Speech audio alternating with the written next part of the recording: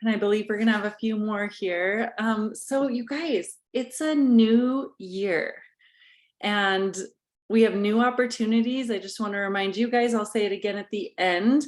I tried to get my act together to send out information early in January, but didn't. So next week, we're gonna have the third Tuesday of the month and the third Wednesday of the month, an additional call time. So Hillary is leading one for older kids, which I think might somewhat apply to you. Michaela, how old's your oldest? It might not. I think your oldest is under 7. He just turned 7. So you might want to come to the younger one, which is going to Yeah. be Wednesday of next week, if you want to be amongst all those that have 7 and younger. And then Hillary's going to lead a call next Tuesday for those 7 and older. So you can pick with a 7-year-old, whichever direction you want to go, kind of 8 and older maybe. But it's a new year and I would love for us to just pause before we dive into our regular wins and challenges and just see if there's anything anyone wants to share of like, okay, this is a fresh year. You're either picturing I'm about to have a 2-year-old, I'm about to have a 10-year-old or a 13-year-old, wherever you're at. What is a goal for this year for yourself? Thinking about that age of those kids. Let's start there, and then we'll go into our regular wins and challenges.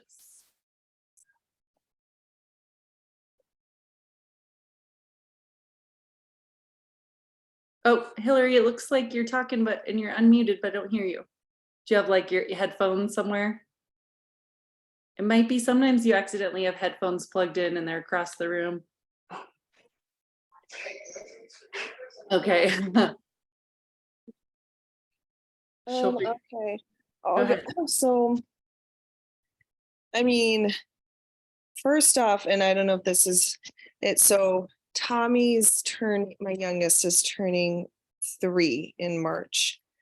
A big goal for us this year is potty training. Woo! Yay, last one. Yeah, get fully out of diapers. That's a huge milestone. So he just moved up to a new room in daycare, and I know they're, I think, taking him consistently. So we need to start doing that at home more. So that's a goal for him.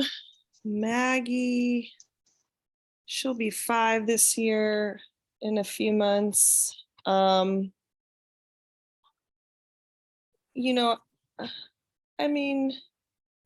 be going into kindergarten. We're just kind of getting ready, I think, developmentally, maybe a few educational things to work on, and on top of just regular everyday things. And then Henry, we're just continuing with his kind of social, emotional, and kind of sensory journey, figuring things out for him. So yeah. Continuing to figure that out. And I want to just pause and say, if anyone else is continuing that journey of like, gosh, we just still see such sensitivity, such flying off the handle really quickly. It's really valuable, especially in that first 6 years, to get an evaluation with an occupational therapist. They're awesome. Another graduate who just did that. And it's like, oh my gosh, we'd never thought about the bumping into people and getting in people's bubble, being like this need for sensory information. And Katie's saying, yes, exactly, for my son too. So yes. So it's huge. It's important. I don't ever want to miss that piece of, just get an evaluation. It doesn't hurt if that's an issue coming up, to just see if that can help. So I'm so glad that you guys are working on that train. And Katie, so glad you're working on that train too. And so glad to see you and Rebecca joining us.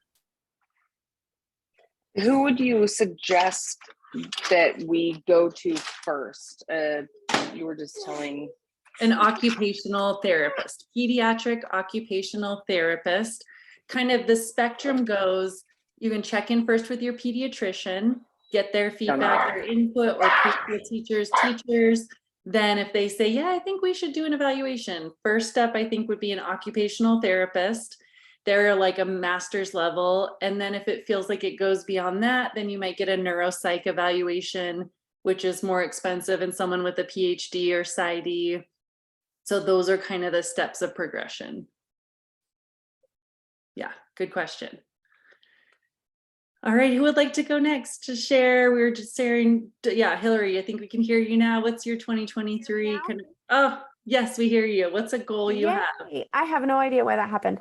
So I'll share a couple of things. One, it was so interesting that you said pause and think about that, Flora, because my goal for this year is to just continually remember to practice the pause. That has to be my biggest downfall as a mom. Like, I know what to do now. I've been through the transformation, but you know how it is when you get caught in the moment and you don't stop and pause. When I stop and pause, I always can use the tools. I can remember these things that I have learned. But when I get caught in the moment, sometimes with the hustle and bustle, especially you guys know I have older kids, so we're in and out the door to school, activities, band, sports, everything. And when you're just roll, you forget sometimes to stop and practice the pause. And when I do, good things happen. So that for me, for my parenting in 2023 is just remember the pause, practice The word the of pause. the year, like the year of the rooster, you know, Yes, it's like your year like of that. the pause. For parenting, that is the thing for me, because it really makes a difference. With Michaela and Katie, you know, take it for what it's worth. I'm just a mom. I don't have the credentials that Flora does, but I think you guys know I've shared that my older son, that he's the reason that I really came to the transformation, because he and I would, what I used to call butt heads all the time. And he's highly sensitive. And we actually got evaluated when he was about 3, I think. And he came back in the normal range. I use the quotes not to mock anything, but just to say, is there such a thing? I don't know. But he came back in what was, you know, interpreted as the normal range, but he is definitely still a very highly sensitive child. And so I have a couple of books that I have used throughout the years that have helped me understand. And I'm happy to share those. Flora probably knows them too, but I'm happy to send them to Flora and have her share. She might Yeah, have will already you just shared put what them I've in read. the chat? Will you put them in the chat right now, or while the meeting's going on, if you think of it? Or Yeah, I'll go them? grab them from Yeah. where they're at in my other room and put them in, because they have been insightful for me. And just in case your kiddos come back on the normal range, just know that there are still challenging children that are quote unquote normal range, but are very highly sensitive. And if you're not a highly sensitive individual, to you, it's like, what? This seems bizarre. And why are you freaking out about the way your pants feel on your legs? But Wyatt still won't wear jeans, and he's almost 12. So there's just things about some kids. So I just wanted to share that. And yes, I'll go grab those. Awesome. How about Victoria and John? What's a goal for you for this year? We relate to is it Michaela? Is that how you say your name? Michaela, with the potty training. We've been working on that. We haven't really taken it like full serious. It's always been kind of just like this thing that Viola's kind of almost trained herself. So we do great at home, right? But it's just like bridging the gap between that. Yeah, like we don't really do underwear in the car and the car seat. Just like it doesn't really. We need to get. We to the still point. have a lot of accidents, so it's like we're not quite there yet. So yeah, that's a goal for Violet. And also I am getting her evaluated before I fill out her school application for the fall. So I'm excited for that. Just some speech, maybe like that kind of stutter she does. I think it's developmental, but maybe they have some more input on that. And then for Myron, I think I just need to like slow down with him, because he's the second kid and sometimes I forget. I'm like, okay, you're just gonna come and do this. But I feel like I'm rushing him a little bit and I feel bad. So I think I want to take my time with him more, and also like eat lunch with him and breakfast with him when I don't have Violet. Because sometimes I forget to just like sit down and eat too, because I'm like bebopping around doing my thing. So yeah, just slowing down with Myron. Awesome. Well, Rebecca and Katie, we're so glad you're here too. Would you like to share just kind of prepping for 2023? Anything that's a goal for you, for your family? And then we're gonna get an iPad so you guys can listen. Well, it's crazy right now because it's dinner time, bedtime. So, hey, can you put that down, please? Make a good choice. Still good choice, sad choice.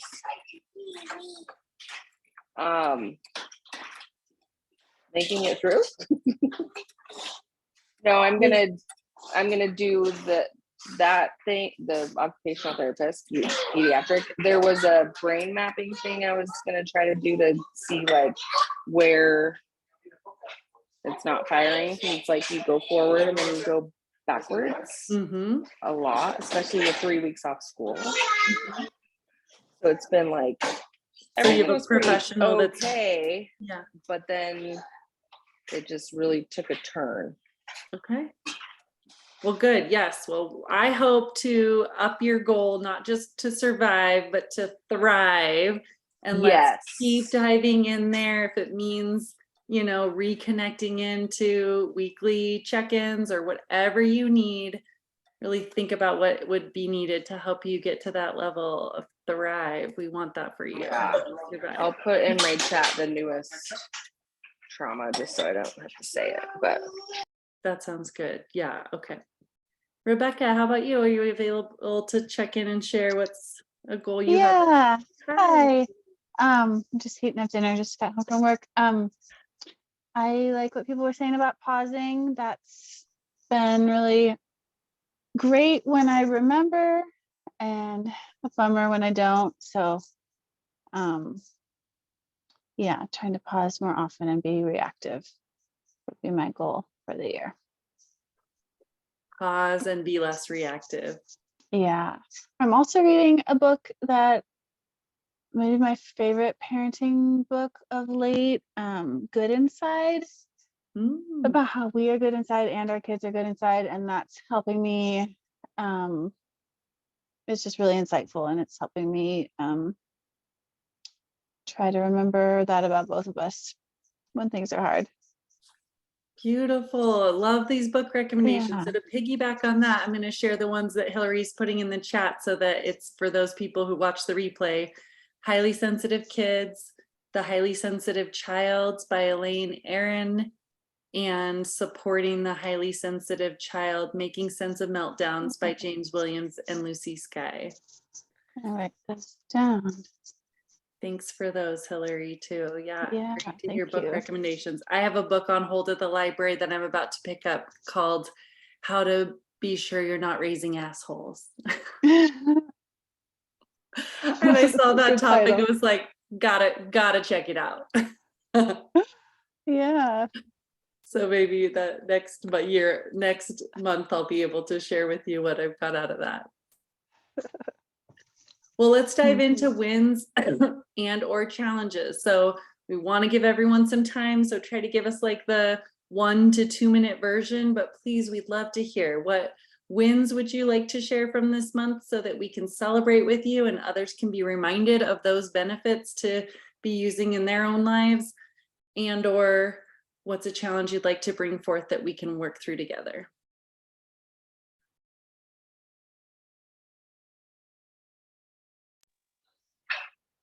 Go ahead, Katie. I'll go super fast because he's out of the room. Okay. Challenges I need help with. He just started sucking his thumb. Had something else. The wins. I've started like connecting before I correct. We use all these things, Flora. It's a like regression after having such a long break. Bedtime. Both of them, he's used to my husband laying with him now because we started doing it with my 3-year-old. So then I'm laying with her and she's like, no, don't leave. I'm like grabbing me. I've done the walk away thing, but sometimes it's just better to like wait it out, but then it's super late before. So any advice on that? And that's all I'll ask for. Yep.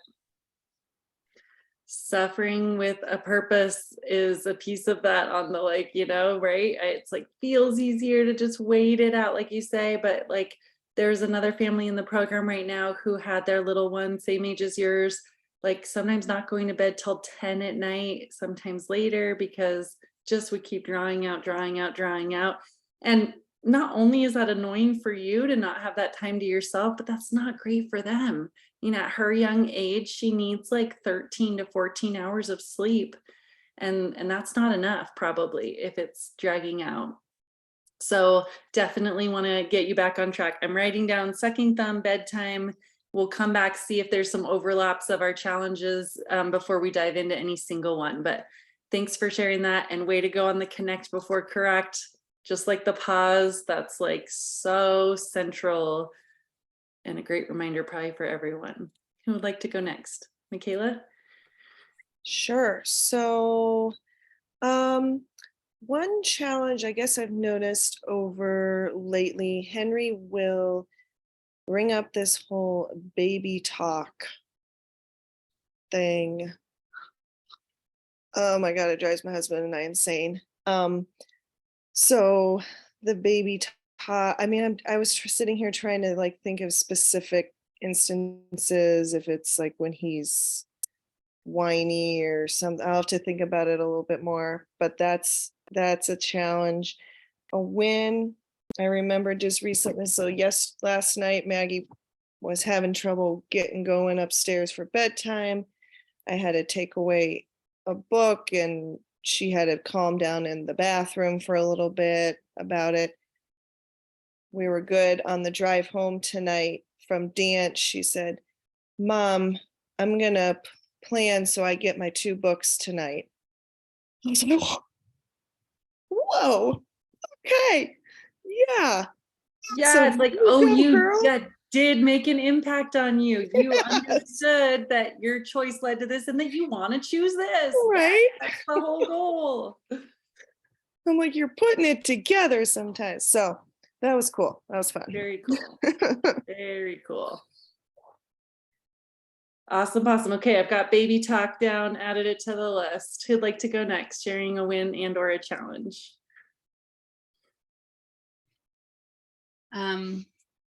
So a win, I would say, with our oldest three-year-old is bedtime has been going like so much better because we've transitioned out of naps, which is sad. Like, rest in peace, nap time. R.I.P. But at the same time, she is like more tired by 8 p.m. and we rarely have to do checks anymore because she's just like, all right, I'm ready. Like, turn out the Yeah, lights. she doesn't ask about checks or anything. So since Katie is asking about bedtime and you had some progress with bedtime, would you share what you feel like that, like what led to that? What did you implement? Like, so it sounds like her son or daughter is also 3. It could be that they're napping too long, but Flora did have this great suggestion that we implemented right away. And I don't know, we probably did it for about the 4-month intensive period and plus that. So probably 6 months now. Yeah. But it's essentially getting them ready for bed. And then they have 4 checks. And you can spread it out. I think did it start at like kind of check back in 1 minute, 3 minutes, 5 minutes, 10 minutes. Right. Yep. And then after that last check, and they have to stay calm in between checks for you to come back in. So they have to just relax and stay quiet. And they're usually like, she was super excited to see us. And then we praised in between, like when she would stay calm, because we had an issue with just screaming at bedtime. So it was a great thing that helped. Like, we were like, oh my gosh, Violet, you stayed calm. That's so good. We're so proud of you. Big grin. Yeah. I'm so proud of herself. She was cheesing. So she loved that. And like I said, now that naps are done, she's tired by 8. So it's like we read a couple books and then she's good to go. Yeah. And I realize calling them the checks can sometimes feel like it's like a tally system or something, but they're really like check-ins, I'm going to come and check in on you. Another family, even with older kids up to like 8 or 9, is doing like, I'll come back and rub your feet for like 30 seconds, whatever is your family's vibe of what it is. I wouldn't make it too involved, like I'm gonna read you a whole new story when I come back, because we don't want them to want to stay awake. It's just some small amount of like touching base, make rerouting so it's not that they come out of bed to get attention, but attention comes to them when they stay in bed.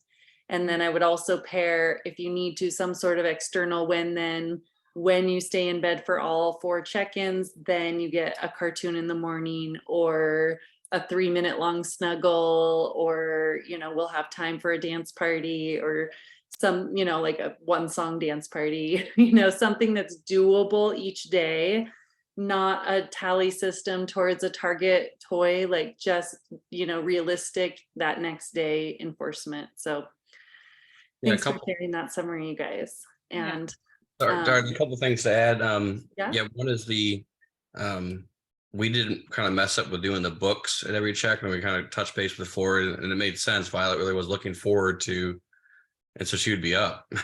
So we stopped doing that. The other thing we started doing is just more and more time in between checks, and then we'd hardly ever get past the 3rd check. We used to, she would just go to bed, but she would stay calm with those longer and longer breaks. So yeah, that's it. You just have to feel it out. Yeah. Awesome. Okay, so was there a main challenge that you wanted help with? On days that she goes to daycare, I'll say this really quick, it's just like hard to come back because I'm usually by myself with 2 kids. John is still at work. And it's dinner time, and we usually take a lap around the neighborhood just to kind of like get our wiggles out, and then we come inside. But sometimes that lap takes 30 minutes. Because so then everyone's like over hungry. So I'm just like trying to figure out how I can get her to skip playing outside and just come in, because I know she's going to be hungry, and then there's going to be a meltdown. Mm-hmm. She's already had a snack previously, but it's kind of hard to do a snack right before dinner. Right. It's not ready. Yeah, so that it doesn't spoil the dinner. One thing that like this, I'm just going to throw this one out there, is like use your vegetables at that time. When my kids would get like so starving right at that time, just like having a baggie of carrots or cucumbers or sugar snap peas, so that even if they just seem starving and you need something in them, but it's not really like canceling dinner because you want to try to get some veggies in at dinner anyways. So that could be one small piece of that, but it's also just about that, like making the agreement in advance. If it feels like you need to reroute, honey, we're going to come home, we're going to eat a snack, then we're going to go out for our loop, just flip-flopping the when then of what the routine has been. She might buck it at first, but then be able to adjust to it. Okay. You got to decide what's going to happen, and she'll shift. Okay. Thank you.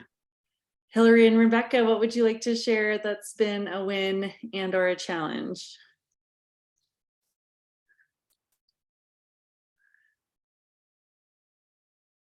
I can go. A couple different things. I had some sibling issues this last week, which doesn't happen very often. I am blessed that my boys get along pretty well, but I did have a sibling moment, and I was really mad when it happened because they used the word hate, which I just am like, we don't talk like that, You hate And the word so, hate. right? Like the one brother told the other brother he hates him, which is just not, we just don't speak like that to our family members. It's a bad word. So I instantly, without the pause, I'm like, I just want to throttle you for saying that, child. And I couldn't, I was ready to just like ground him to the end of the earth, right? The unrealistic, like, I'm taking your birthday away, but then I heard this, like, I'm like, what would Flora do? Or like, what's the thing? And all I heard was same boat. And I was like, at first I went, oh, that's the other kid doesn't deserve to be in trouble. And then I went, wait a minute. He did something that made the other sibling mad. And no matter what it was, and no matter what transpired, they're both part of it. And so I ended up, after I did get mad and like, we don't talk like that, but I didn't yell too bad. I took a minute. I told him I needed time to think. And then I came back and then I said, look, you're both in the same boat. Like, and I just threw them in it. I gave them both the consequence. They both understood why I gave them both the consequence. It worked out well. My kids are older, so they are starting to at least be able to rationalize. If they're not triggered, they can understand. But I would love any other sibling tips, because I think, and I'm sure everybody on this call, even if their kids are younger, they still have sibling things. So that's definitely a challenge, I think, that, you know, what do you do in those moments other than same boat, or is that just always what you do? And then a win, and this was a struggle, and then a win is I was out of town for sports with my kid. This kind of comes to the sibling thing. I had some one-on-one time with my older one, and we were going to a sporting goods store. And so we did agreement in advance. We are not buying anything. We are going here to see your friends. We are not buying anything. But we go in, and what happens? Of course, he sees an item that he really, but Mom, I really want this. You guys, I tried every tool in the dang book, and I am so glad at least that I had the tools. I stayed calm. And I think the reason I stayed calm is because I didn't have another sibling bugging me. Because when does this happen, right? We get into this with one kid, and then the other kid's there, and then you can't, like, you almost get overstimulated as a parent, and you're like, if I'm in one lane with one kid, I can handle it. But when the other kid starts pulling on my shirt at the same time as the one kid's testing my patience about wanting something in the store, then I lose it. So I was lucky, and I just had the one, so I stayed calm, but I had to try everything, Flora. I tried the agreements in advance. I tried the win then. I mean, I went through so many things. And finally, you know, the two roads and the getting sad, not mad, that always comes to my head too, because I do get mad. I tend to be the mad parent. So if they get sad, not mad. And so finally I said, this is making me sad. And that's all I said. And then I just stopped, and that finally got him. And he was like, oh, I didn't mean to make you sad. And I stayed quiet. I didn't say anything else. And then he was like, I'm sorry, I just really want that. I know I shouldn't have asked for it. And then he, like, I know it sounds a little guilty, but it wasn't guilty. I just said, this is making me sad that this is happening. And then he realized, like, whoa. And then he apologized, said, I'm so sorry. I just sometimes I knew we said we weren't going to get anything, but I got overcome with really wanting those shoes. And I'm sorry, Mom, I can wait. And it was like this, and he's older, so he can reason through these things. He's the one that's almost 12. But you guys, I had to pull out every tool in the book, but I'm so glad that I had the tools, because a year and a half ago, I didn't have the tools, and it would have gone really, really ugly. And I probably would have taken his birthday away. So thank God it didn't go that ugly, and I didn't take his birthday away. And he gave up on the shoes. He didn't mention them again. He got it. Good job. Yes. Like, I mean, and that's it. You try different things, you go different angles, and you figured it out. I think that's beautiful. Let me point you to one resource in our guides that is, I think, really helpful for the what do we do on the fighting. This is great for those, you know, Victoria and John, you're not there yet, but you will be. So this is from a wonderful book, Siblings Without Rivalry, which is written by the same author of How to Talk So Kids Will Listen, Listen So Kids Will Talk. And what I love about this is it really gives like a 1, 2, 3, here's how to look at it. If they're just having normal bickering, she this, she that, you know, ignore it, or tell yourself that they have an important experience in conflict resolution. You know, if it heats up and you intervene, then these are the steps to be able to intervene effectively. And then if it were to get to the level of definitely dangerous physical altercation, then that's what you do. So, and then, you know, kind of a family meeting sort of way of looking at it with both of them. And ways to encourage them, giving support. And then there's some key like question part after that. So that's what I would point you to. But it sounds like, yeah, the putting them in the same boat is like the essence in the end. Because if you take sides, even if one seemed to be the one that hit or whatever, it just often fuels, then the other one feels like, oh, you just, you didn't hit, but you were the one egging it on. Like that usually involves two parties. And you want them both to be equally invested in solving problems in the future, knowing that it will equally affect each one of them. Which guide is that in? Because I definitely need that.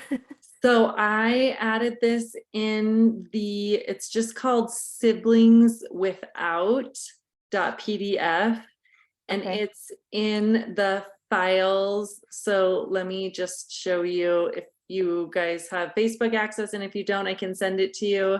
But if you're in the VIP group and you go here to files, Okay. it's just right there. It's this one, Perfect. the fourth one down. And that's an excerpt from the book Siblings Without Rivalry. So that's just also a really, really great book. Quick read. Yeah. I just, hearing you say that and like looking at that sheet with repeating like, oh, Billy, you have the puppy in your arms and you want to keep the puppy, but it looks like, that was a huge tool I used in the sporting goods store too, was like, oh, you really want those shoes. And just repeating back what he was saying instead of like, you can't have them and all the things I would have normally lectured him about. Yes, because that's where we butt heads so bad. If I can just remember to pause and repeat what he's saying and reflect back and just sit with him in it. It's so hard. It's so uncomfortable for me because of the way I was raised. Nobody ever sat with me with my feelings. And so it's very uncomfortable for me to sit with my kids with their feelings, but it's necessary. Victoria, I see you nodding. Do you want to say anything about that? And anyone else listening about that essence of like the difference of how we were raised with kids and parents not sitting with our feelings? I think I was like highly sensitive and I just went like undiagnosed or whatever, but yeah, lots of feelings that never got sat with. Yep, it was like put up or shut up, right? Like just deal with it. And so then that's kind of my go-to, but it completely doesn't work with my kids. So that was part of what brought me to the transformation of like, there has to be a better way. I turned out okay, right? I'm an upstanding citizen, but I want even better for my kids, and I want them to be able to recognize their feelings and express their feelings and know that feelings are allowed, right? All feelings are allowed. Some actions must be limited. That's one of my favorites too. It's hard for me still though, because I wasn't allowed feelings. So it's hard for me to allow my kids feelings. I have to work on it all the time. Katie, it looks like you got back on camera. Do you want to share any reflections about that too?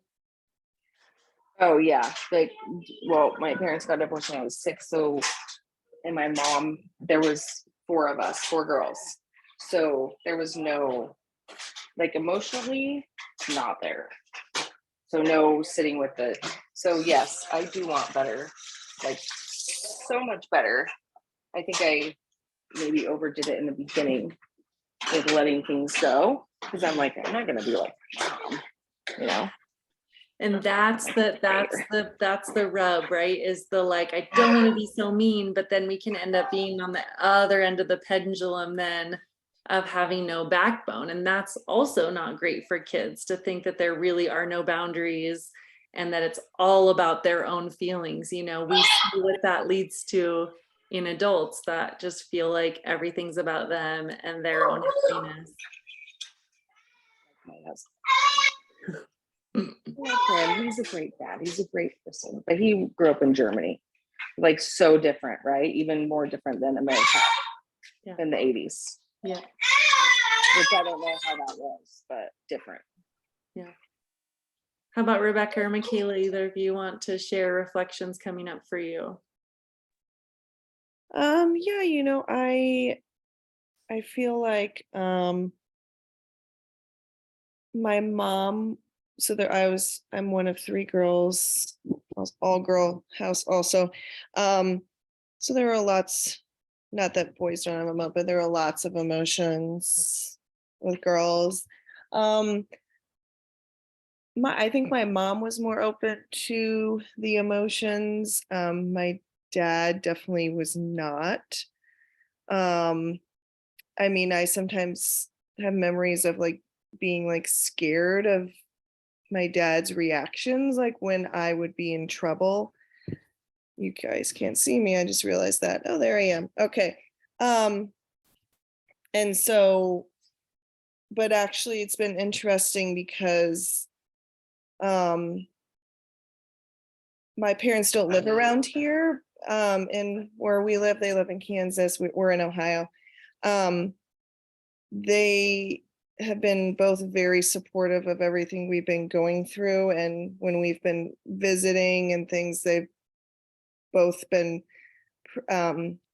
pretty open to like listening to strategies and different things. And I can see it's harder for my dad to try some of them than my mom, but I can see why, just because of the way we were raised. But that was kind of interesting to see that. So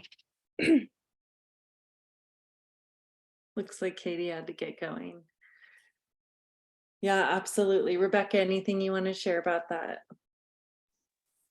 I just really relate to what everyone is saying, and it's amazing how those things get passed on. Like, I wasn't allowed to ever get angry as a kid, and that's the hardest emotion for me to be with my son. If he's sad, I could handle that all the time, but when he's mad, it just, especially if he's screaming, really hard to be with. Yeah, and that's such a good point, like that we all have our, like, the various feelings, whether it was sad or mad, that maybe our parents were less tolerant of, that come forward in our own experiences. And it's so good to be noticing that and realizing and thinking about, how can I grow in that, whether it's just trying to reframe in my mind and saying a mantra like, it's okay to be angry, it's okay to be angry, it's okay to be angry. I relate to that, Rebecca. That's the hard one for me too. Or it's okay to be sad. It's retraining our brain. It's like to give it that message 10 times more than it received the opposite message. Mm-hmm. Anything you want to share, Rebecca, from your month of that was a winner challenge? My son and I had surprisingly good 2 weeks when he was off school, and Christmas went really well in terms of him handling, like, he loves toys. He loves books, but for presents, he just wants toys. And his grandparents gave him just 2 books, and we opened the grandparent presents at my brother's, and his grandparents were watching on the computer, and I was impressed with how he was like disappointed but able to say thank you and didn't have a big meltdown. And I told him later that I appreciated that and knew that might be hard. And this last weekend was harder with, I think he was exhausted from being back to school, so we had more meltdowns. On his first night back to me, we didn't have a meltdown, which those have been kind of receding, but the next night he was so tired, and he'd gotten his birthday was this weekend, which is such a bummer having it be so close to Christmas because it just keeps going. But he had a birthday present in the mail from his grandparents, and when I got it from the mailbox, it ruined the night. He couldn't handle that he couldn't have it that day because it wasn't his birthday yet. And so we had some regression, and we had a hard weekend, but I think we'll be back on track with more sleep next week. And my challenge is the same as last month, that whenever I say something he doesn't like, he just goes right to like, okay, now I never can do that, or I never want to, when I clearly said you can when, or something like that. And he just ignores what I said and says, fine, I'll never do it, or I don't even want to anymore. And it's just still so irritating. Like, that is not what I said. So I'm struggling with being patient with that. Yeah. Do you ever try to just disengage with it? Like the more I you try ignore to, it. I yeah. ignore it a good chunk of the time. Mhm. Like, okay, maybe you will just never do it. Like, I mean, even just fully giving him permission for that ridiculous thing he's saying. Like, oh, mhm, okay, maybe you will never do it. I don't know. I guess mhm. that's Yeah, something you could sometimes I choose. do that. Yeah. Um, yeah, I can't really think clearly right now enough to remember Mhm. if he stops faster, if I ignore him, or if I agree with him, or Yeah, I just know it's like nails on a chalkboard and he does it like 50 times a day. totally. Maybe 30 to 50. Ooh, that's a It's lot. yeah, maybe it's like 20 to 40, but it's his go-to right now. Like anytime I set a limit, he's like, fine, I'll never ever do that. Like, yeah, okay. Hmm. That's sometimes I'll say, like, maybe you could say I'm disappointed or I'm frustrated because I think that's what you mean, but that hasn't really helped either. Mm-hmm. He's tricky. Like half the time when I give him positive reinforcement, it backfires. Like I said thank you for something the other day and it just made him mad. Like, okay, it's hard to know. Yeah. That So can come up, like just a little bit of like more like finding that nuance of what kind of feedback works for him. Like, hey, nice job, versus like a really demonstrative. Different kids are different about what feels better to them.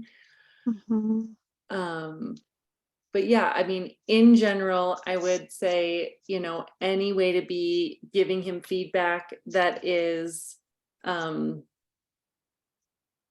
like not playing into the game. It feels like he's trying to get more power in the moment or attention by doing that little weird response. And so as little power and attention that can get him, the better. I know we talked once before with Hillary, like that same sense of them like nagging at you, like, can I have this? Can I have this? It's like, we can also set the boundary, like, I was clear about my answer. And if I hear it again, then this is, you've given the sort of gentle and the alternative. And if he continues it, you seem to need some space to be better at being a good boss of your words.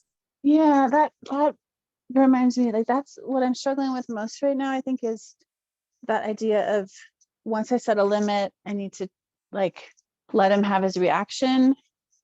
And it's just hard. Yeah, if he's repeating that several times, and I get confused about how much it's okay to set limits with him reacting to the limit I set. So this is what we talked about. I think we talked about this last month. Or it was on one of the Monday calls, but kind of clarifying that when you draw that line in the sand of asking them to take a little break, whatever you call that, reset, or just take a moment to yourself or whatever, it can be for intensity or frequency. So intensity would be hitting, harming, screaming. Frequency would be like 3 strikes, you're out. Like I've given you an answer. Hey, I'm redirecting. Hey, you're kind of back to that old adage, like hurt me once, shame on you. Hurt me twice, shame on me. Like, okay, it's my time to set a boundary on this. Does that help to give a definition to it? Like not just intensity of screaming at you, but like the water torture, like that thing that's just right on the edge. Like just call it 3 strikes, you're out, like in yourself, not to him, but like, I'm going to try to redirect and use my tools. But by the 3rd time, you know what, buddy, it just seems like you need some space because this is not how we are with each other. Thank you. That's helpful. Yeah, I hadn't thought of it as something that I could tell him he needs to take some space for, but I definitely need space when he's doing that and when it adds up. Yes. Thank you. That's helpful.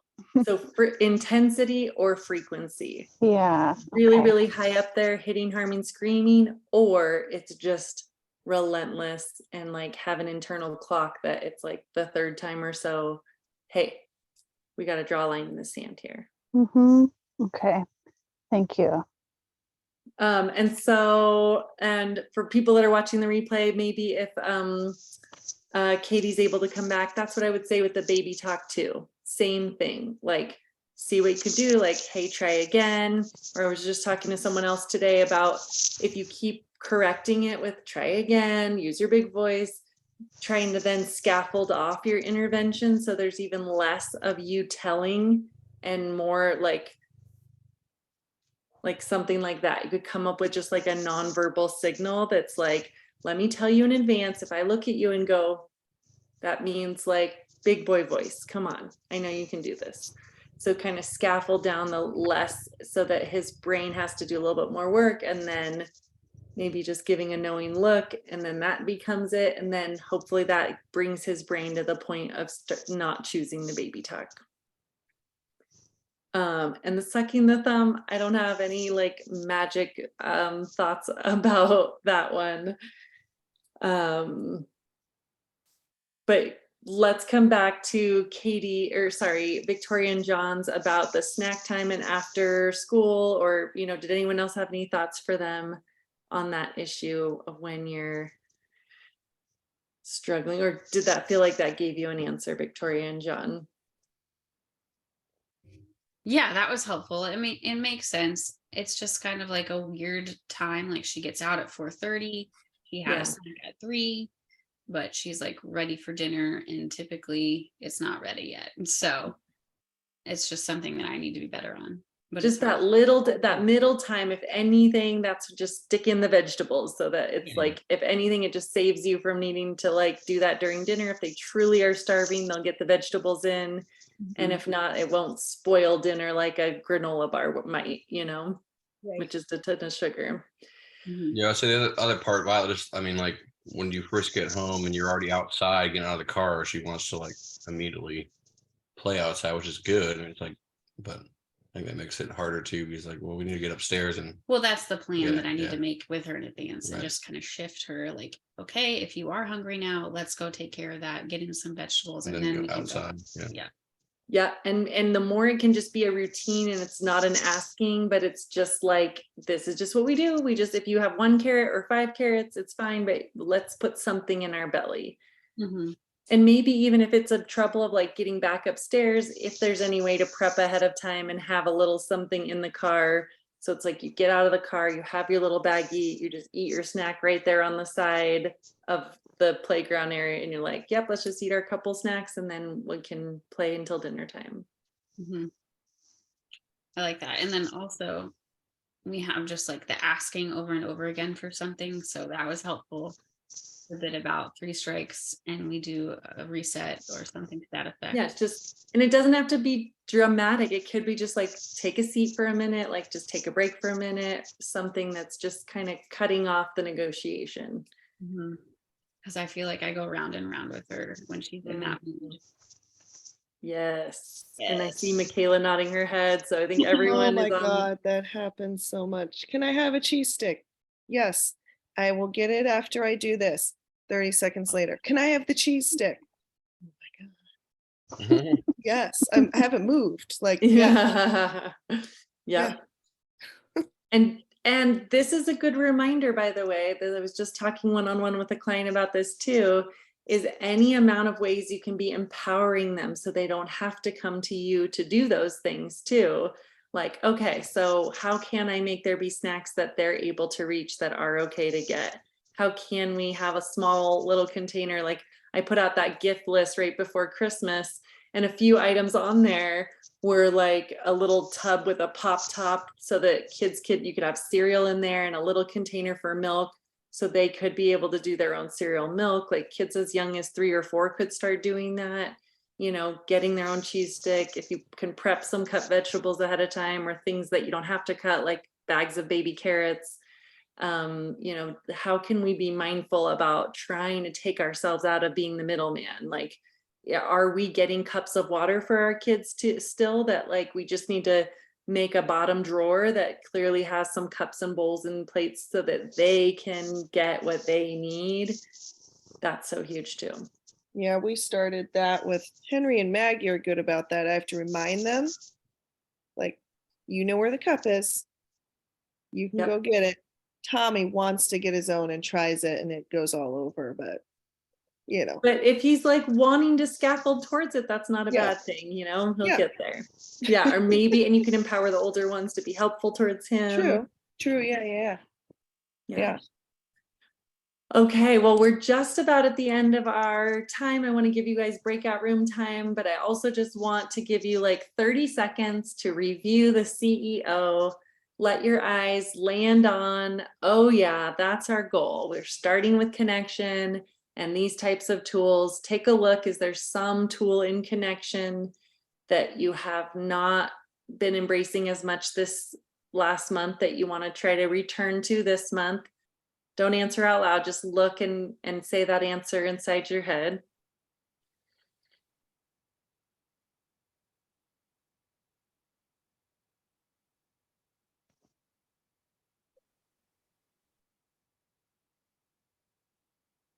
And then is there something in the next step of encouraging cooperation that you're reminded of, that you're like, oh yeah, want to remember to be utilizing that one? Take a look and just answer in your own head.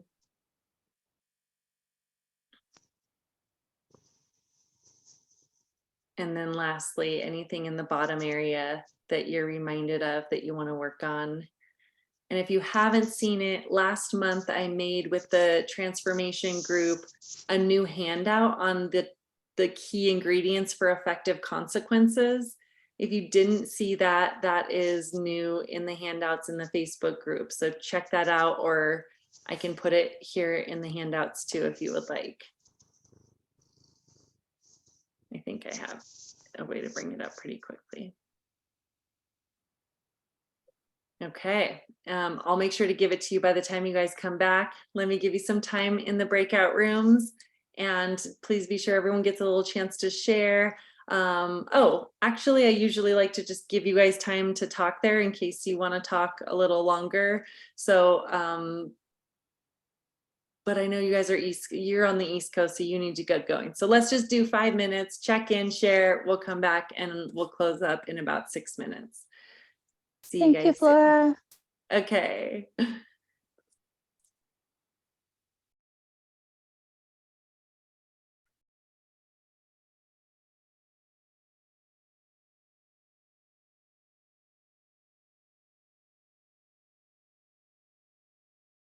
About,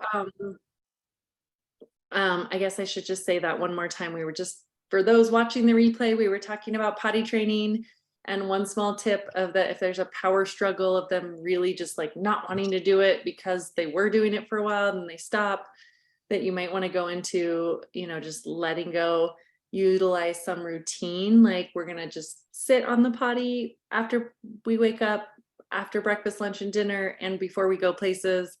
Whether you pee or poo or not, it's either way is fine. We're just gonna sit there for like reading one book or 1 minute or whatever you want to set as the parameter. Just kind of less emphasis on the outcome and just more on the body routine, and just like maybe your body will go, maybe it won't. We'll just see and see if that can take away some of the power struggle. So now that we're recording, Sherry and Julia, we started the first hour with like, you know, here we are, new year. You're about to have, you know, a 3-year-old or a 10-year-old or wherever new chapter your kids are about to go into. What, if anything, would you like to share of a goal for 2023 for your family?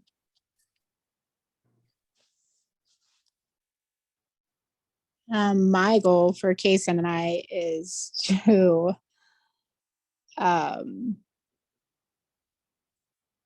hopefully when I ask him to do something that he doesn't, and it doesn't take me 20 times to tell him. And because he does really good when he does it the first time, and then it's great. And then, but sometimes I'm still saying, put your shoes on, put your jacket on, let's go 20 times before he actually does it. So just hoping that we can get down to just once. Yeah, so in order for it to be just once, Sherry, I'm going to recommend to you that you you to come back to your tools. The more you're Yes. telling him what to do, the more Yeah. you're going to have to repeat yourself and tell him what to do. Mm-hmm. Do Yeah. you remember what the alternative is, or anyone else want to help her out? What do we do instead of telling? Asking. Asking. So anytime that you're like, get your shoes on, get your shoes on, get your shoes on, what would that sound like instead, Sherry, with asking? Remember, it starts with a what or a how. No, sorry. That's okay. Let's all do it together. So let's just do a couple brainstorms. So let's say we're trying to get a coat on. What could we say that would be an asking way using what or how instead of telling, get the coat on? You could say, like, what do you have to do before we can go out? Or what needs to be done before you can go outside? Something like that. What Mhm. else? There's not one right answer. There could be multiple ways to ask it. Anything else? What keeps you warm outside? What could keep you warm outside? Yeah. What's your plan for being warm at school today? A couple different things like that. Okay, let's do it with needing to get into bed. What could we do that would be asking instead of telling to get a kid into bed? How do we get our books tonight? What's our agreement about getting our books tonight? How do we get our books tonight? What else? Yeah. Sometimes with the two kids, I'll do like, who can get to bed first, or who can get in there first. Right? Yeah. Could be a little bit of a race. Who can get there first? How long do we think it'll take? Will it take us 2 minutes to be all the way under the sheets, or 3 minutes? Let's see. I'm starting the timer. So Sherry, if that is your goal, is to have him do it with less amount of talking on your point, the magic is in asking instead of Asking. telling. Okay. You're trying to get his brain to have to do the thinking. The more, just remember, we just did this on our Monday coaching call this week. Like, stand in the shoes for a minute, everybody. How does it feel? Get your shoes on, get your coat on, get up to bed, stop bugging your brother, put your dishes away. We got to get out for the bus. Stop whining. Get your plate off the table. What do you find yourself thinking, feeling, or deciding? Not wanting to pay attention anymore. Yeah, it's like, a lot of information. tune it all out. Yes. What else? Hi, Lily and Tori. Yeah, I'm like frustration and anger at you. You know? Yeah, Yeah, like, I'm just Dad, annoyed. get I off wanna my get off of it. back. Yeah. Yes. Yes. Absolutely. Anything else?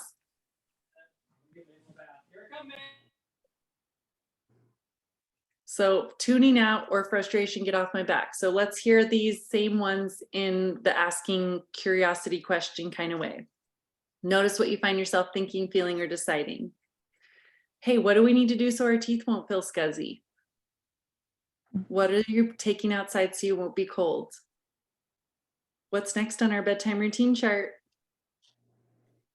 How could you and your brother solve this? What did we decide we do with our dishes when we finished eating?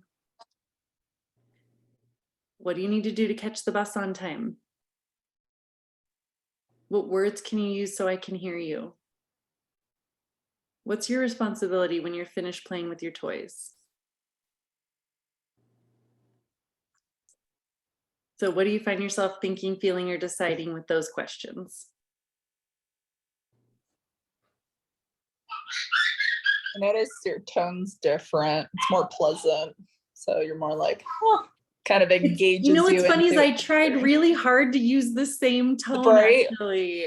But it it's came easy, across just like with the different. house, it just doesn't seem as harsh as like, go do this, go do that. It's just different words that are just more pleasing to hear than demands. What else do you find yourself thinking, feeling, or deciding on the listening end? You have Feels more really ownership or choice. Yeah, that's what I was gonna say. It feels more empowering that I have some say in it. ownership, choice, empowering, yes. And who doesn't want to feel that way? All of us certainly do as adults, and so of course our kids do too. So yeah, this is just a reminder. This is in your handout. There's the 2 pages. There's this one on some examples of curiosity questions to just remind you if you've gotten back in that old rut of command, consequence, command, consequence. We call that the cuckoo cycle. Like, do this, do this, do this. Ah, you're not listening. Here's your punishment.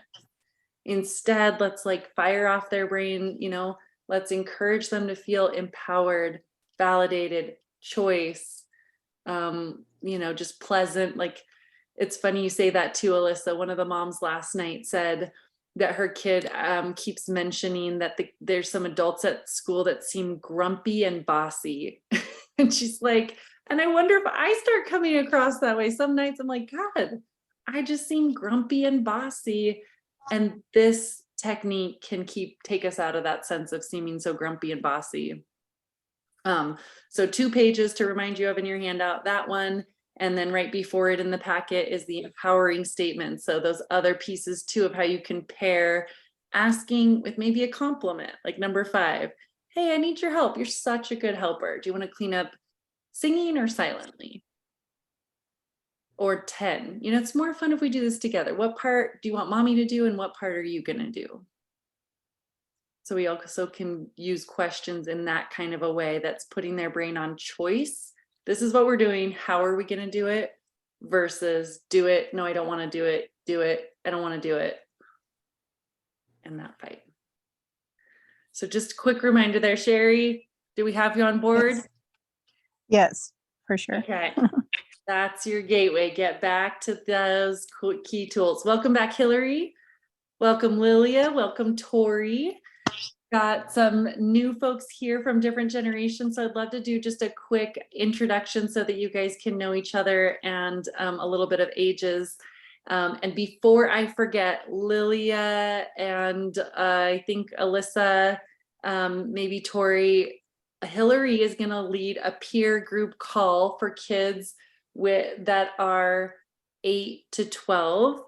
So anyone who has older kids who you'd like to be in a conversation where we're like specifically just like, let's talk about this stuff going on with older kids, Hillary's going to start leading that call. And for this month, it's next Tuesday. So a week from today. Is that right? Amen. Yay. So on that note, I'll let you introduce yourself because yeah, Hillary and Lilia, you guys have really similar aged kids. So would everyone do just a quick 30-second, what's your kids' ages and what's one thing that brought you to being in this program? Hillary, go ahead. So hi, I'm Hillary, and I am a single mom to 2 boys. So I have 2 boys, and right now they happen to be 10 and 11. My 11-year-old is almost 12. So I have a 4th grader and a 6th grader, and I love them to death. I always wanted to be a mom, and I found myself stuck in the parenting cycles that I knew there had to be a better way of things. And that's what led me to the transformation. My oldest and I really used to what I always called butt heads all the time. And that's what I wanted to fix. And the tools that I found through the transformation really, really helped us in our relationship. It's just so much better. I have a hard time talking about it without crying, that we're just in such a better place. So I have 2 boys and 4th and 6th grade. Yay. About Alyssa, then Lilia, Tori. I'm Melissa. I got a 6-year-old and a 4-year-old, and came in here because I just noticed I was yelling way more than I wanted to, and I was over it. So happy I'm not anymore as much. Okay. Lilia. Yeah, I'm driving, or otherwise I would have my video on. I apologize. I am a stepmom to 3 girls, 2 10-year-olds who are twins and a 13-year-old.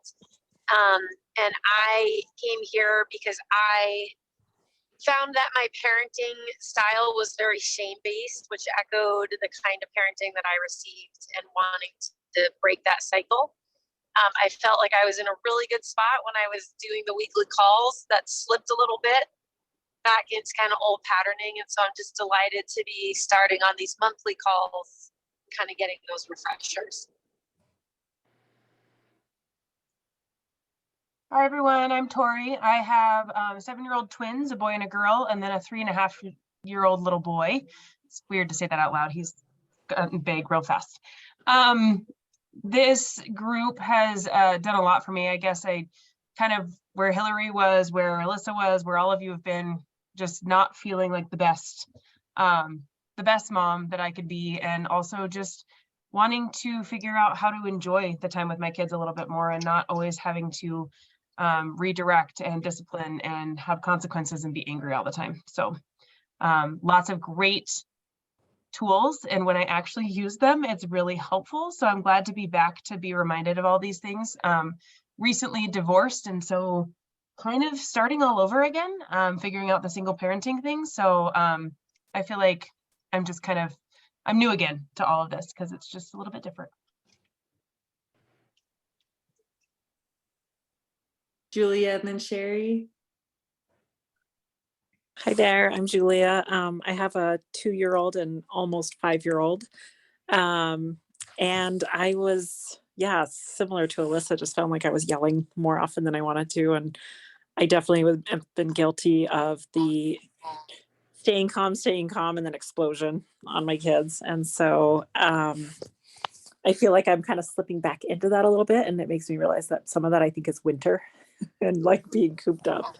And so I need to kind of go back through and refresh a lot of these, because when, like you said, when I use these tools, it works really well. But then I sort of forget about the tools and I'm kind of reverting back to the old habits again. So glad you all are showing up here. When you say that, it just makes me so proud that you made the time, you made the space to check in here and keep growing. So way to go. Sherry, would you introduce yourself, and then Sean and Lauren? I'm Sherry, and I have an almost 7-year-old son.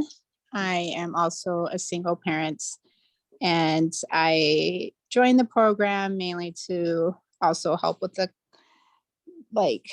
being calm with him, but also give him tools in myself, because he was going back and forth with his dad and I, and we're just having some issues with different parenting styles, and then what was happening at his house versus mine. And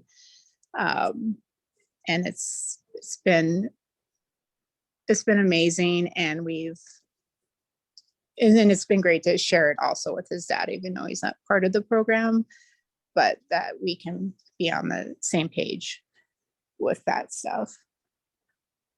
Awesome. Sean, would you introduce your family? Yeah, I'm Sean. My wife, Lauren, is using all of your wonderful techniques and tricks on getting our 5-year-old to bed. So yeah, this is our first monthly call. We just finished the program, and we have 3 lovely children that are 8, 7, and 5. And that's my wife right there. Hi, guys. Awesome. Well, let's start out. There's a lot of you here. I'd love to make sure we get to share our wins or challenges. Let me give a little bit of framework. So I would love to bring up the CEO overarching model and have everyone just take a look at this and see, as you look at it, if there's something you can identify that's like, yeah, you know what? I'm looking and I'm like, we really have gotten a lot of wins out of using X. That's really standing out to me as I look at this list. Particularly this month, there's that thing that I can remember brought some wins. Just take a moment to reflect on that.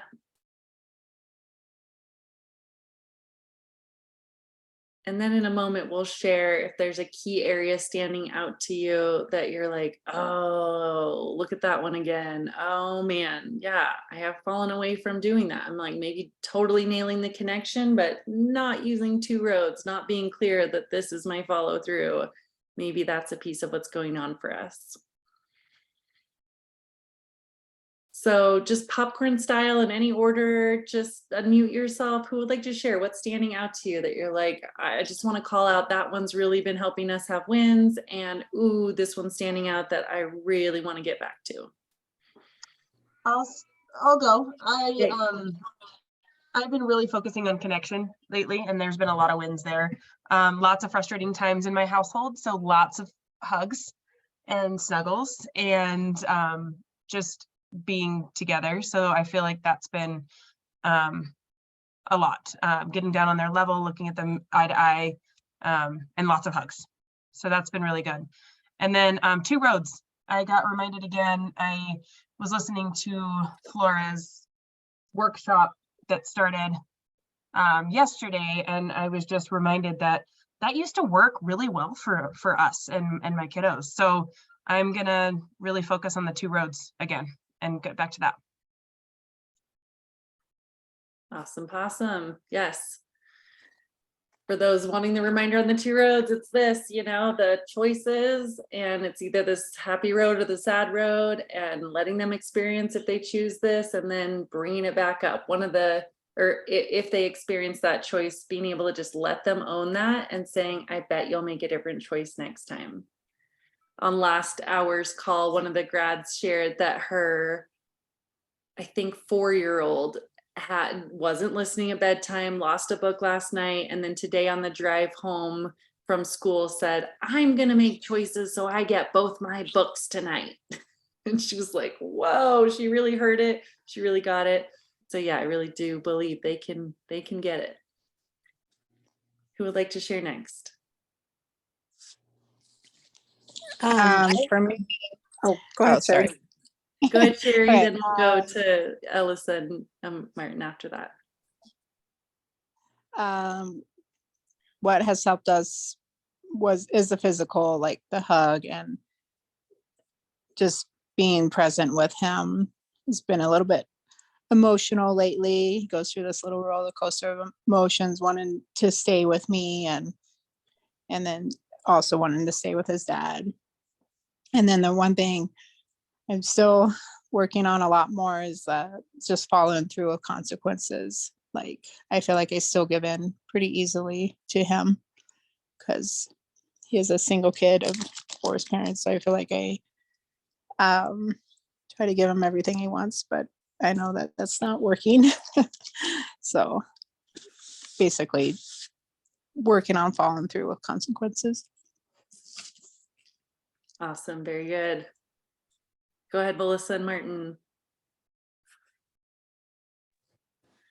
I've been doing the encouraging cooperation a lot and asking instead of telling them, but I definitely need to work on the connection side is what I fall away from, because I just get into the go, go, go and feel like I don't have time to just stop and be with them for a second. And since we're on your screen, Martin, how about you? Is there one you want to share that stands out to you? Yeah, well, I've been big on the hugs, and I just busted out a hug right before I came up here on my kid, and he was having a meltdown, and I didn't know why, but gave him that hug, and he looked at me and he told me just exactly what was wrong, you know, and that helps because usually I can't get it out of him. But I need to work a little bit more on encouraging cooperation and asking instead of telling. I've been telling a lot more than asking, and it gets me nowhere. So that's what I've been focusing on. Yeah, no. I love that you guys are the reverse, so at least you have At least they get some connection. Yeah, they're getting some connection and some asking instead of telling. Yeah, and in your teamwork. Yeah, she reminds me though, it's helpful. Who wants to share next? I think I'm kind of on the same page as Alyssa. I definitely when I encourage cooperation, it goes really well. Like making it fun, or working as a team, or whatever we do seems to go really well. And I think I could work on some of the connection more, because I think when I do get frustrated, I just go straight to like telling and I don't connect first, which I think would then help me to encourage cooperation as well.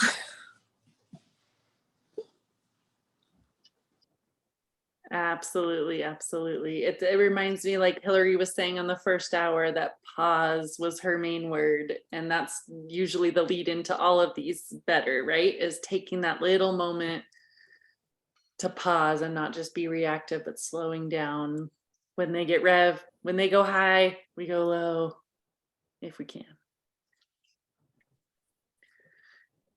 Lilia, would you like to share next?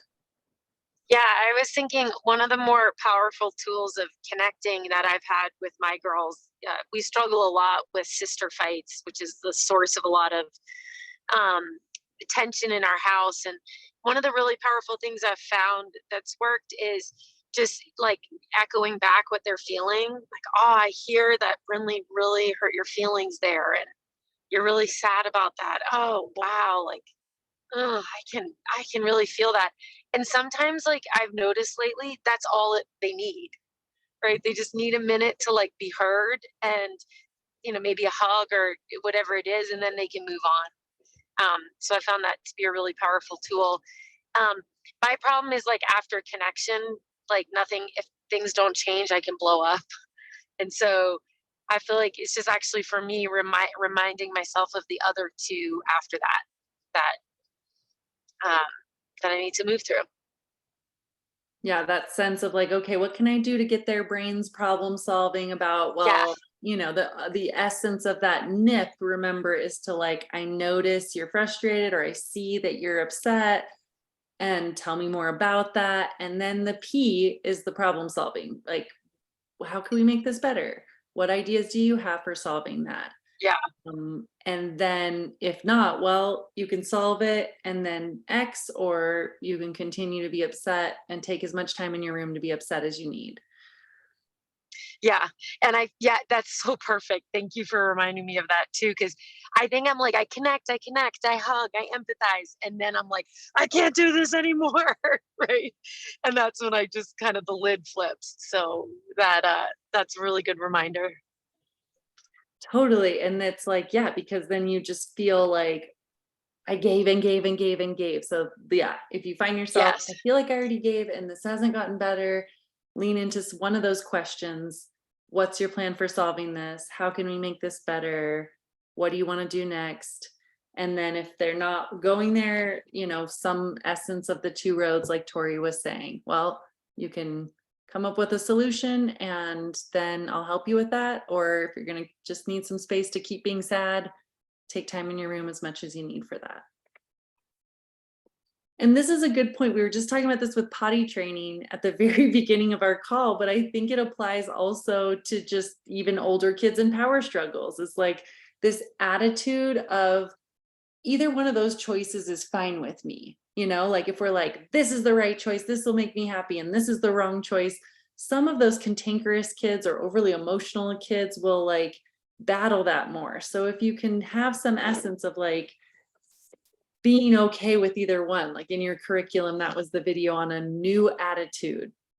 Like, if I've got a new attitude towards this, if you want to be crying for 30 minutes about it, go for it. You're going to do that in your room. Like, that's not going to be on us. I'm going to be out here having a ice cream party with the other kids or whatever else you want to do. But if there's any way to make it so it's more on them, not on you, if they choose that behavior,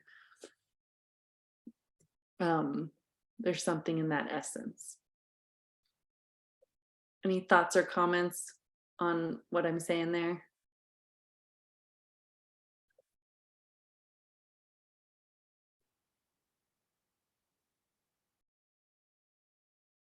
Okay. Well, who wants to share next? What's standing out for you from the list that you're like, oh yes, either that's been a key part of our wins or that's something I want to get back to?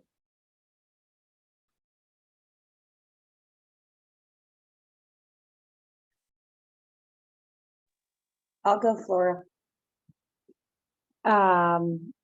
I think I'm doing a good job of not trying to like force the conversation and force them to come on board with me and just, to do what I want them to do. And I'm getting better at just letting them be. They can take their time. And even tonight, like we had a struggle with our 8-year-old at dinner time, and he just was really ticking us all off, and he was in a bad mood and he wouldn't explain why. And then finally, we just kind of showed love and hugs, and like at bedtime he came and he found me and he was like, "Mom, can we talk?" And so I just gave him that time to kind of get ready to share with me, and the old me would have just forced it.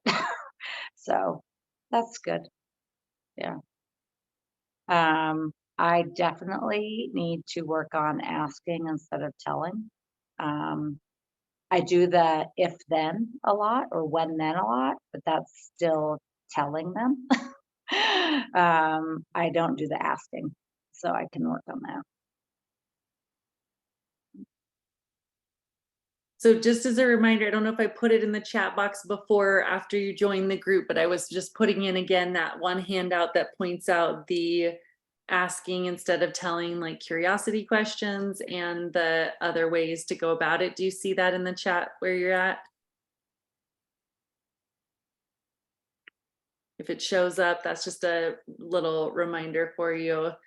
But it's one of those key things to come back to. It can feel like that requires more creativity from me, but it's one of those things when if we can stretch our brains to get back into like, what do you need to do to take care of this? What's your idea for solving this? What's your plan for homework? I mean, the more we're getting their brains to do the work, not only are they more likely to have an answer for us, but also it just feels more respectful. It feels more connected. It feels more encouraging, empowering, all those types of things. And it's building those strong executive function. Sometimes it blows my mind. This morning, my asking of my kids, I've been tired of asking them to turn off the lights, turn off the lights, turn off the lights. So this morning they're standing at the top of the stairs, brushing their teeth. And I said, I want to pause you guys and just say, what do you think you need to think about doing before you come downstairs? And they could not come up with the answer. And I was like disgusted. I'm like, well, that just shows that every time I've said it, it has meant nothing to them. So I'm going to try to do that tomorrow again. Like, okay. Well, I ended up eventually being like, and they're like, oh, the lights. And they turned them off. So tomorrow I want to keep working on building that part of their brain. What do you need to do? Think about doing before you come downstairs? What do you need to think about doing before you come downstairs? Try to grow that thinking. It reminds me of doing the visuals of like the things you need to do, because that's worked well for us. And we've forgotten that we've let a few of them slide. But if we had like a morning one, the things you have to do and turn off the lights is one of them. I think, because my kids don't turn the lights off. I go up there after they've gone to school and I have to turn every light off, and I should ask them to. Yeah, and ask them to give you the answer of what it is that needs to get done, try to get their brains to come up with the answer. All right.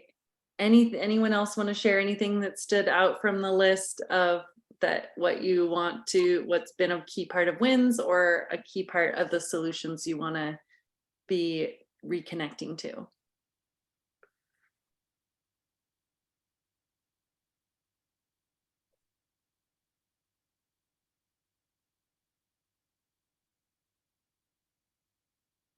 Okay. Well, would anyone like to generally share a win or a challenge from the month then that we can just celebrate with you, or that you want to troubleshoot? I guess we've done a lot of the wins. People already did those. So what challenges do people want to bring up for the group to help you out with tonight? Lilia, go for it. Hi. I got one ready to go. Go, we're ready. But I was like, oh, I'm so happy we have this call today. So I was the parent in the Bridger Bowl parking lot screaming at my kid this weekend because she was having just a complete meltdown getting her boots on. And I just looked at myself and I was like, I can't believe I'm that parent. I didn't think I'd be that parent. but like essentially I had the 3 girls by myself to bring skiing this weekend. That's always like a little bit of a challenge getting 3 of them going. Our 10-year-old like can get really persnickety if something, like if the boots are uneven or a sock is crinkled the wrong way. And she was having like an utter meltdown about it. And I tried just to be like, I'll be there in a minute. And I got this. I know this is hard, whatever it is. And, you know, you can do this yourself, and encourage her. And she just ultimately like could not calm herself down. And I couldn't calm myself down in response. And so I would love some help around that. So it was that she was irritated of how her boot was fitting, and it was like, it's not working, and maybe some irrational request like, I just want to go home and not even ski today, which wasn't going to happen. No, it was just more like she couldn't regulate herself to get to a point to get it properly buckled. And frustrating her. Just, yeah. And it, you know, and then she just gets so overwhelmed with that emotion. Mm-hmm. And you know, I tried to like, just like sit and take a minute. Don't touch your boots. When I'm done with the other boots, I'll get to yours. And like, she couldn't do that. And so she was like screaming because she, you know, it's just that total mayhem. So what do you guys think? What is something you've used in a similar moment that you can offer for Lilia?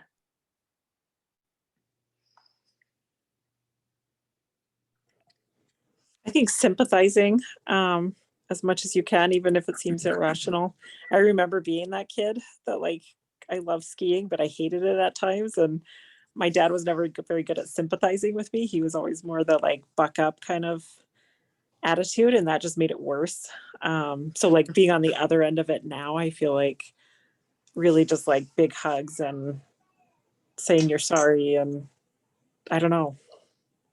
Yeah. And it's interesting. Like before we left, I was like, look, I'm going to be alone today doing this. So I really like, the agreement is we're all just going to like manage our own stuff. And I think for me, like when she couldn't manage her own stuff, I didn't have a lot of that sympathy. So that's a good reminder.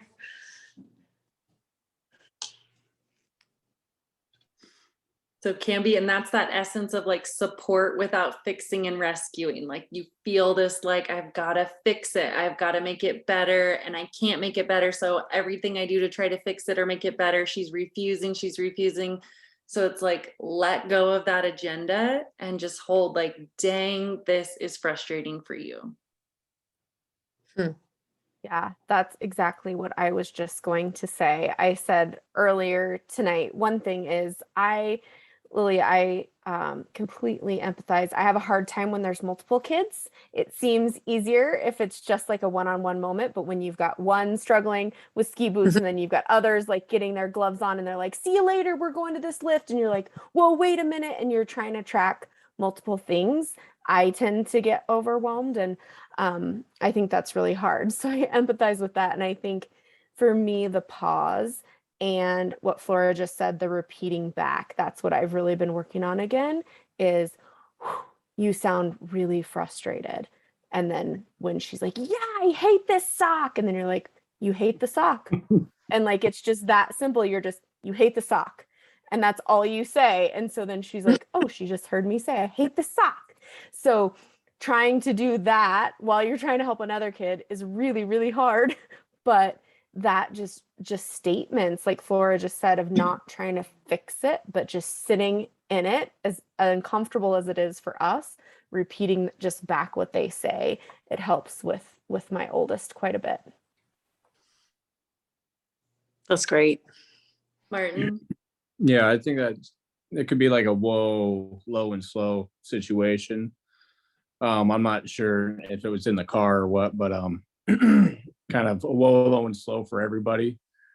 And I like what you said about sympathizing with her and connecting, you know, on what the situation is, what's making her upset. And, you know, it's anytime someone's going to 10, that's a good situation to give them a hug and calm them down, you know, and then address the issue. But yeah, excuse me. Yeah, to me, it's like that great opportunity for whoa, low, and slow. So remembering also that our pace, like it sounds like you're like, okay, we'll take care of it. It's not a big deal. Like, hold on, I'm gonna do this over here. And like just listening to the pace of my voice with that versus, whoa, it's just not fitting right.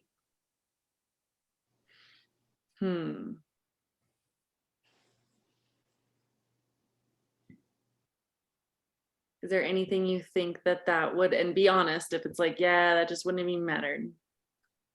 No, I do think there's no question she was feeding off of my energy of like trying to deal with the other twins' boots and hers, and you know, like that just all feeds on each other. And then when I'm like, you need to take a break, it's like not like you need to take a break, Brinley. It's like get in the car and sit in your seat and take a break while I deal with Brinley, right? And so that I can definitely see how that energy feeds. And so kind of trying to slow it down and really just reflecting back, I feel that those boots are really frustrating to you right now. I hear that. And I think the hard thing for me sometimes is like, and we've talked about this before, is like when they're panicking over something that I'm like, this is stupid that you're panicking over, right? It's hard. I have a hard time being like, oh my God, like that's so hard, you know? Well, and here's the difference with that is it's not like, oh God, it is so hard to have a boot that doesn't fit, but you're just like being a mirror. Yeah. Just like you are frustrated. Yeah. It's not how you want it to fit. It's almost more like you don't have to be this like fake sponge that you're holding her like weird, stupid, irrational pain. You're giving it back to her. Yeah. Oh, love that, Flora. Yes. And that like just my husband and I's word of the week is disengage. Back away slowly. Like just those moments where you just like my son was at the top of the sledding hill and he forgot to bring shoes that would work well. He didn't bring boots because he left them at school. He chose to bring shoes with low ankle socks, and we offered him other boots at home, but he didn't want those ones. So we get to the slicky hill and guess what? Snow's getting in his boots and it's suddenly all our fault. And he's melting in a puddle. And my husband is doing the same thing. Like, well, you chose those boots and you thought, you know, and you had a choice to choose something else. You had the alternative boots at home and blah, blah, blah, blah.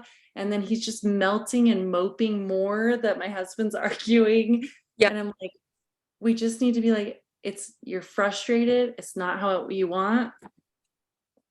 And you can, you know, find a way that works, or you can go sit in the truck and then disengage, back away slowly. I just get a picture. It was like he moped for a minute and then he moved on and he sledded for the 20 minutes. But so there's some combination of that, the like, whoa, and seeing if you can calm and maybe slowly naming and giving it back to them. You just don't want to forget. That doesn't have to be this icky, like, oh God, I have to fake that I really care about this thing. You can have boundary with it too. I see a lot of like heads nodding thoughts. How are you guys connecting to this of how you can imagine this being important for your family?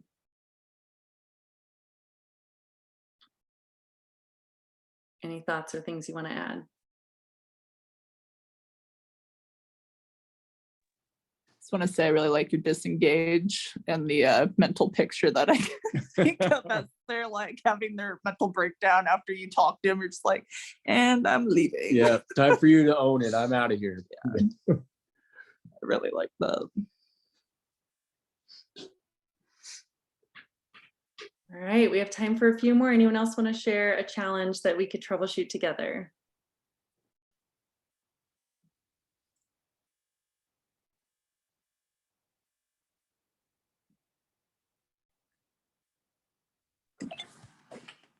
Tori. Okay, I'll go. Yay. My And 7-year-old. Julia, I see you were unmuting too, so we'll make time for you, Julia. Go ahead, Tori. Just my 7-year-old son has just been very aggressive lately, and he's starting to say like really aggressive things. And I'm trying to explain to him that some of those things have consequences, meaning like if he tells someone he wants them to die or like those types of things, trying to tell him that if you say that to somebody, then that means you don't want to see them ever again, because that's a final thing. You know, death is final. And you know, those types of things. But he's just you know, even to our dog sometimes, like I want to hurt her, I want to hurt him, I want to hurt her, as in his sister, his brother, or the dog. And there's just been a lot of that going on lately. And I've been trying to really just, you know, say, oh, you know, why do you feel that way? Like, what made you say that? Like, are you frustrated about something, or like trying to put words to it? But it's been really, really difficult. And then just personal space too, just really a lot of aggression, physical touch as well. So just lots of those things happening right now. Yeah, like he's getting it physically aggressive more often with you or with kids, or with who? Not usually me, just with brother or sister, you know, instead of trying to use words or reasoning first, he goes straight to like kicking one of them, or, you know, something along those lines. And last follow-up question on the, like, when he's like saying that he wants people to die, or he wants to kill them or hurt them, is that mostly towards, like, is this like randomly at the school play yard, or it's mostly towards sister or brother, or towards you, or to the dog? I hear it at home. His teachers have not heard it at school. Mm-hmm. There's often some negative behavior towards the dog. Mm-hmm. But sometimes if his brother frustrates him, he'll just say, you know, I just want to hurt him. He doesn't usually say kill to his brother or sister. Those are kind of, the kill and the dying is a little bit less personal. He'll just kind of say things like that, but not necessarily towards like the family members specifically, but the hurting. Mm-hmm. You know, he says, I want to hurt her a lot to the family members, but mostly just brother, sister, and dog.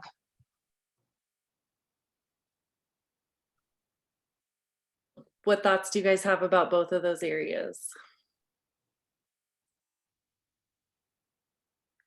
I feel like I would go, instead of just asking how he's feeling, kind of maybe just placing it for him, like, wow, you seem really, like you said, are you feeling frustrated? Just be like, you seem really frustrated, you seem really angry.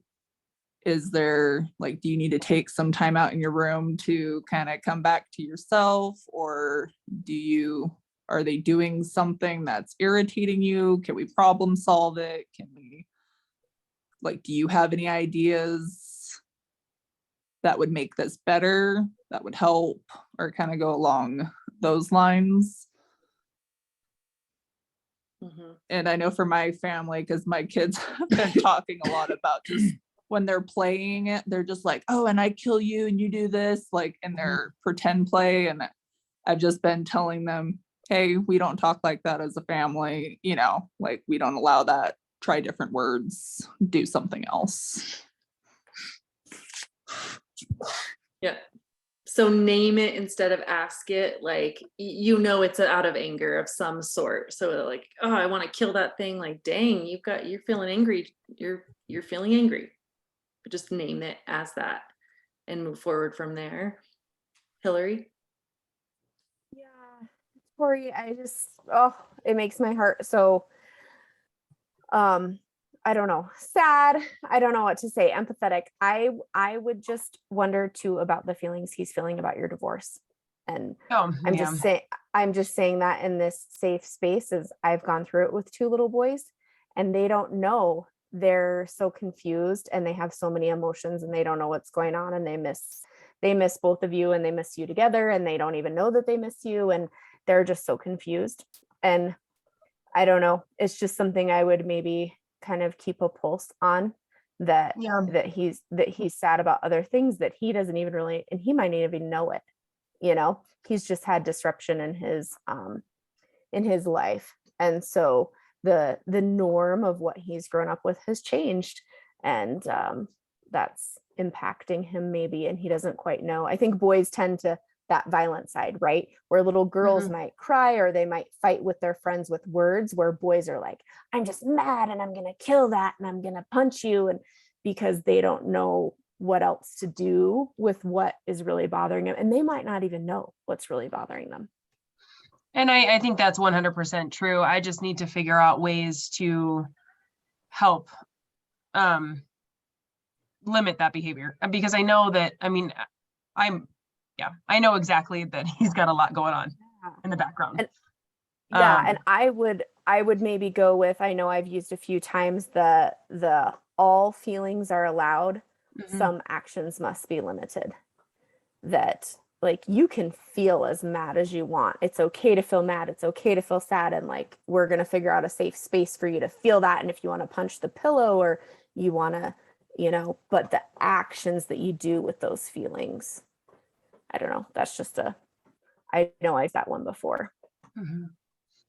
Yeah, that's a good way to look at it, because he definitely has always had big feelings in his entire life. He's always had big feelings. But I definitely think it's his reaction to a lot of things that are happening. I just all of a sudden just very hurtful words coming out of his mouth. And I was like, okay, here we are.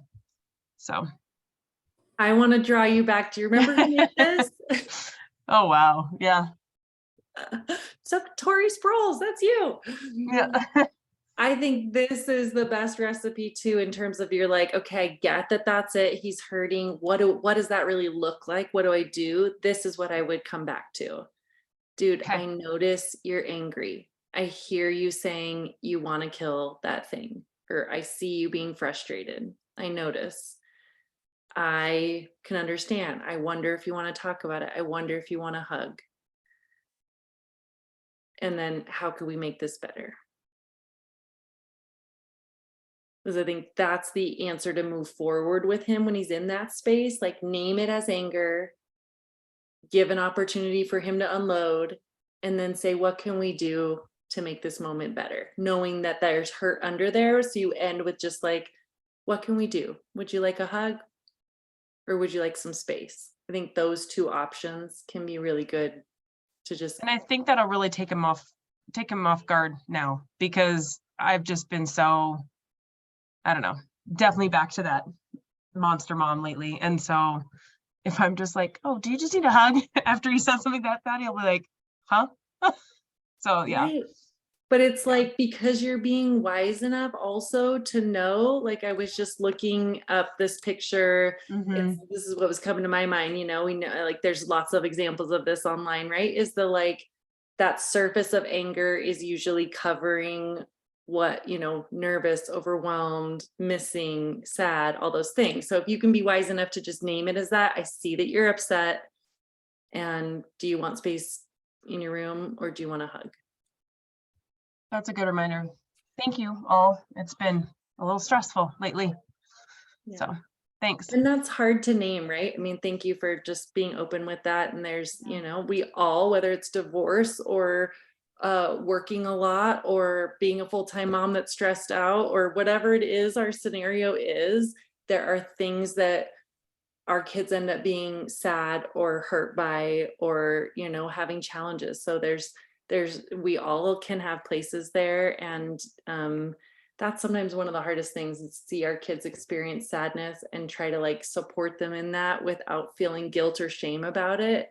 And so I just want to remind you that, like, all of us in this room, we have something about who we are and what our circumstance in life is that will bring some sadness to our kids. And so you're doing a great job, and you're an amazing mom.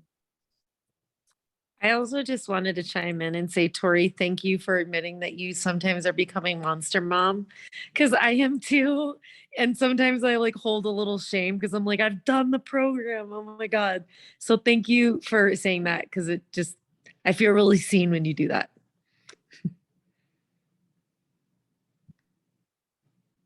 Thank you for that. Yes, absolutely. Well, I'd like you guys to be able to have a little bit of time in breakout rooms. So I am going to give you a little space. Julia and Sherry, I'm not sure if you guys are able to be in a breakout room or not. So I'm just going to have you guys in a room together, and others give you a space to be able to talk for a moment about what you most got out of tonight, and we'll come back and close up in about 5 minutes. See you soon.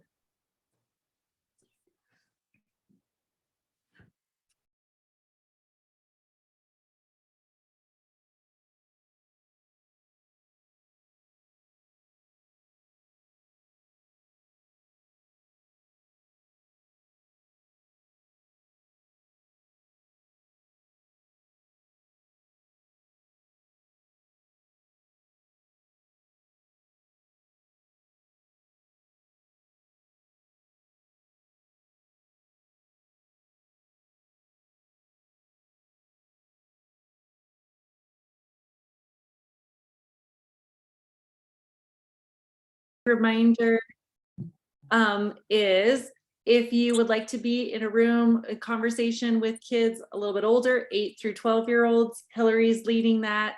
Do you want to say when next week? So I'm going to lead it on Tuesday of next week at 7 p.m. Mountain Time. So 7 to 8 Mountain Time.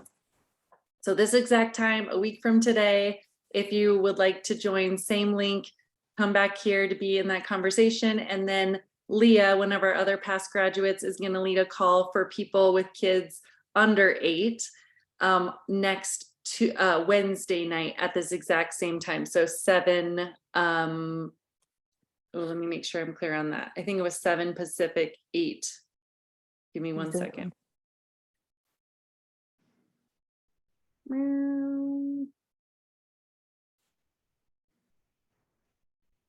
So would love to have you guys join that again. So she said, sorry. Well, I think the same exact time. So the same time, for which hour are you doing, Hillary, on Tuesday? I'm doing the 7 p.m. Mountain. 7 p.m. Mountain Time. Yeah. And I think that's what Leah's doing too, 7 p.m. Mountain Time, if that works for you. So would love to have you guys join that. And then also just reach out to me if you have any questions in between, but please mark your calendars for the second Tuesday of every month, because I try my best to remind everyone and send some text messages, but sometimes I don't get everyone reminded. So please mark your calendar right now so that it's in there for the second Tuesday of February when we will meet again. All right, guys, great to see you. Thanks. Bye. Bye, everyone. Thank you.